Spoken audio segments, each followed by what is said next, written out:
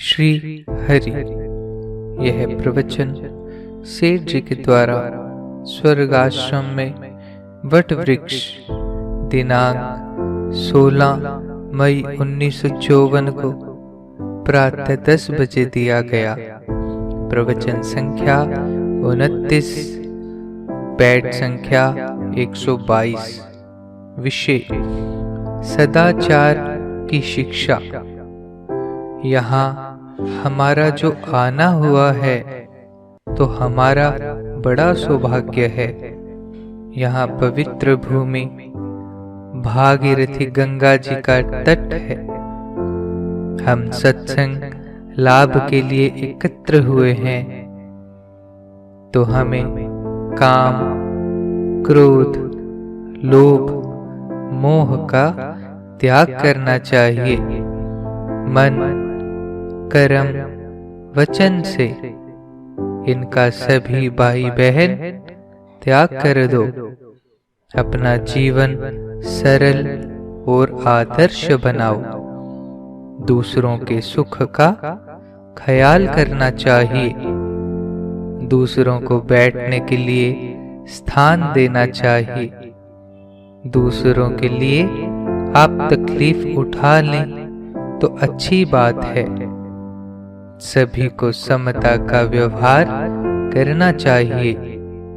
समता का अभिप्राय है कि आपसी संबंध में विषमता नहीं रखनी चाहिए। सबसे समान व्यवहार होना चाहिए। माता बहनें जो घर में भोजन बनावें तो सबको समान रूप से जिमावें। रसोई में बनी हुई वस्तु सबको मिले, ऐसी भावना रखें। यदि स्वयं अपने को न मिले तो कोई बात नहीं।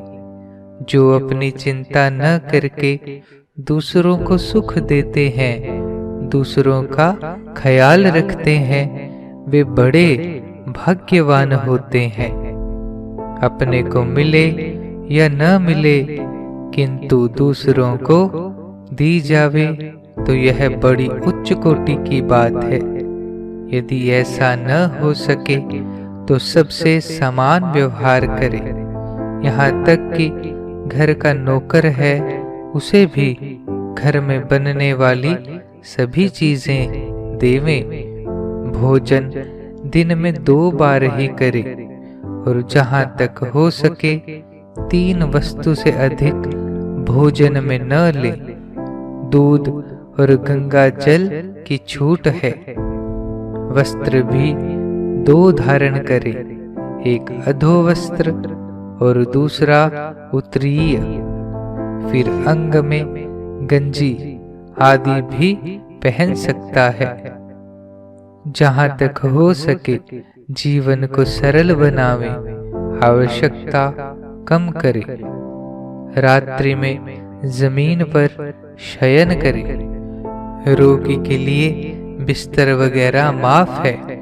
यज्ञोपवीत धारण करने वाले को प्रातः सूर्योदय से पूर्व और सायंकाल में सूर्यास्त से पूर्व संध्या अवश्य करनी चाहिए।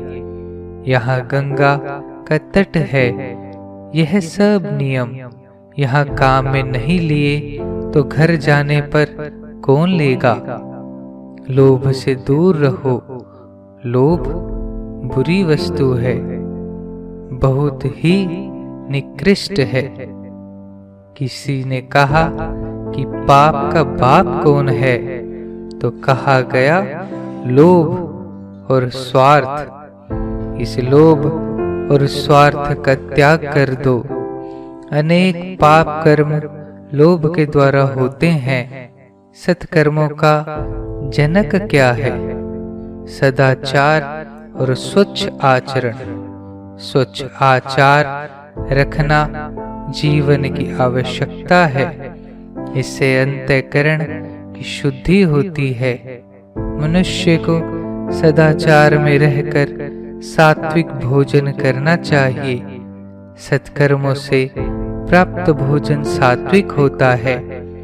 वैसे सात्विक भोजन सरलतम भोजन को कहते हैं। लहसुन, प्याज, खटाई, मिठाई, मसाला राजसी भोजन है जो त्यागने योग्य है। रसहीन वस्तु, मांस, मदिरा, प्याज, झूठा अन्न आदि तामसी भोजन जो सर्वथा त्याज्य है। गीता के 17वें अध्याय के 10वें श्लोक में आया, यात्यामं गत रसम पूति पर्युषितम च यत् उच्छिष्टमपि चामेध्यम भोजनम तामस प्रियम। अर्थात जो भोजन अधपका, अर्धपक्व, रस रहित और दुर्गंध युक्त एवं बासी तथा उच्छिष्ट है तथा जो अपवित्र भी है, वह भोजन तामस पुरुष को प्रिय होता है। जो बहन हमारे घर में शीतला की पूजा करती है, वह बासी अन्न खाती है, बासेड़ा करती है, तो वह तामसी हो जाता है। बासी पदार्थ का त्याग करना चाहिए। स्वास्थ्य की दृष्टि से भी और धार्मिक दृष्टि से भी वह हर प्रकार से त्यागने योग्य है। उच्छिष्ट यानी झूठा भोजन भी नहीं करना चाहिए। आजकल झूठा खाने का बड़ा रिवाज है। माता अपने पुत्र को अपनी थाली में खिलाती है, भाई भाई एक थाली में जीमते हैं, बाप बेटे एक थाली में खाते हैं। ऐसे ही मित्र लोग एक दूसरे का झूठा अन्न खाने में नहीं हिचकते। पार्टियों में यही होता है। एक मेज पर ही सब अपने अपने हाथ से लेकर खाते हैं। सोडा वाटर, लेमन, बर्फ आदि का प्रयोग भी तामसी है। एक कांच के ग्लास में सभी लोग शरबत पीते हैं, लेमन या बर्फ का पानी पीते हैं। वह ग्लास शुद्ध नहीं है। कांच का ग्लास अग्नि या रज, मिट्टी से शुद्ध नहीं किया जाता, केवल पानी से धोकर रख देते हैं, अतः वह जूठा रहता है। बर्तन जब तक राख या रज से नहीं मांजा जाता, तब तक वह शुद्ध नहीं होता। बिस्कुट, बाजार की चाय आदि भी अशुद्धता से बनती है। बिस्किट के बनाने में कहते हैं अंडे का रस डालते हैं, एवं आइसक्रीम अरारोट से बनती है, अतः नहीं खानी चाहिए। तो इस प्रकार तामसी भोजन नहीं करना चाहिए।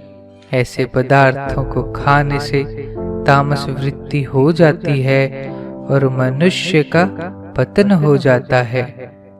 तामसी भोजन करना तो दूर रहा, उसे छू कर भी हाथ धोना चाहिए। वह सर्वथा अपवित्र है और अस्पर्शनीय है। नारायण नारायण नारायण श्रीमन नारायण नारायण नारायण नारायण श्रीमन नारायण नारायण श्रीमन नारायण नारायण